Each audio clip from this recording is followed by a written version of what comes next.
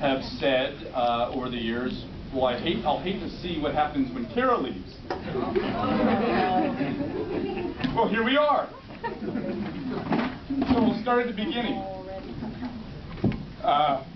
There's a few things I want to say about it, because I could go on and on and on. And those of you that don't have anything to do tonight, there'll be an after party. It's sort of like a wait, and we can tell Kara's stories without her all night long. I don't have that. He's got the better picture. But for here, I'll just say the one thing I want to touch on is her humanity and her ability to be a friend. Now, when I was hired for OTI in 1998, I was the lowest person on the totem pole. So shortly thereafter, when she showed up, I was really happy to see her. It wasn't the first time, and probably won't be the last, that OTI completely underestimates someone's abilities when they walk in the door. Because Kara, I was just a lowly PSC. Kara was an institutional contractor. You know what I'm talking about? And she was in charge of filing. That was it, just filing. Well, so I finally had someone I could share stuff with, right? And probably for the first week or two, if you'd introduce me to someone and I had to introduce Kara, I'd say, here, this is my colleague, Kara. That probably lasted for about a week or two. Ever since, it's been, here's my friend, Kara. And I think all of you know what I'm talking about. And it was, I just used the term that I learned from her, you're on my last nerve. Well, when someone was on Kara's last nerve and she had to tell someone, she'd run over to me, and I didn't care, but she'd go, so-and-so's on my last nerve. And when someone was on my last nerve, because my job was to file for my boss, I'd run over to her and say, that woman's on my last nerve.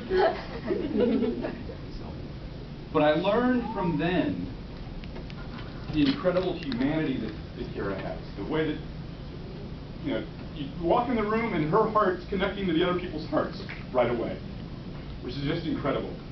And she's the person that you can always go to, and if you need to be told something and no one else wanted to say it, she's the one to say it. But I walk in the morning and she knows I have a big meeting that day. Rob, you ready for your big meeting?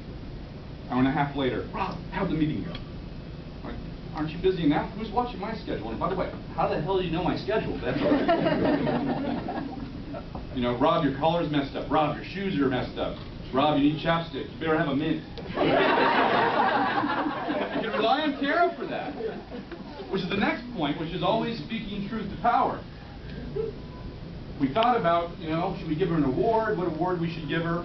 And it was Fritz who said we should give her, after the all-hands meeting a few weeks ago, a great big boot and an axe. We're sick of it.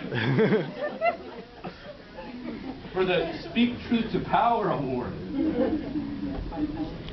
And the best instance of that, well, some of you were at our weekly staff meeting just yesterday over here. And when Mike Hess came in and sat down, and I noticed that Kara was sitting directly behind him, I was a little bit worried what she'd do. Because it was 2 weeks ago in an all-hands meeting. Was it in here? Yeah. I wasn't there. Right here, Kara's the one that spoke truth to power and said, us PSCs are tired of always getting the middle finger.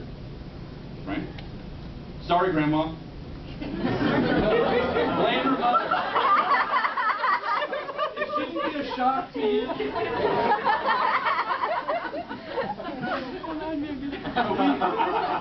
At our retreat a few years back, and let me just announce, I got from Mike Hess yesterday, we will have a retreat this year. Tobias is gone. We can have a retreat. But it was at our retreat in Annapolis where Andrew Natsios came. It was the first time we ever had the administrator come to our retreat. And he gave some words.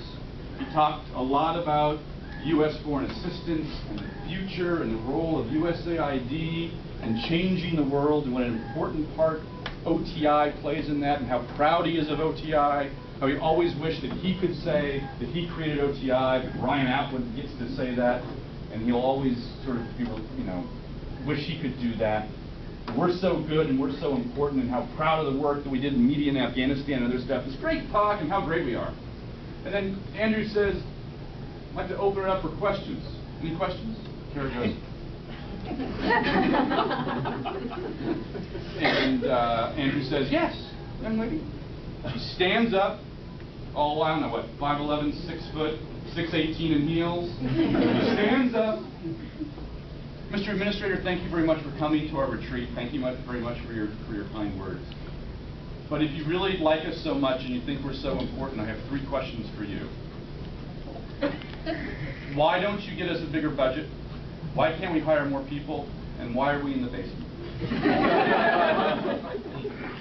And I don't think anyone remembers Andrew's answers, but everyone remembers Kara asking the question. Yeah, I took notes. So the other thing I want to mention is she's a diva. Anyone that's ever tried to take a picture of Kara, B, Can I do the pose? I'm a person with camera. This is not rehearsed. Person with camera raises camera at Kara and goes like this, and what do you do? Did you get it? Oh, I got it. Did you get it? And don't worry, she's there you go. And any of you that's ever seen the 14,000 pictures of her daughters in her cubicle, they've learned well from her. But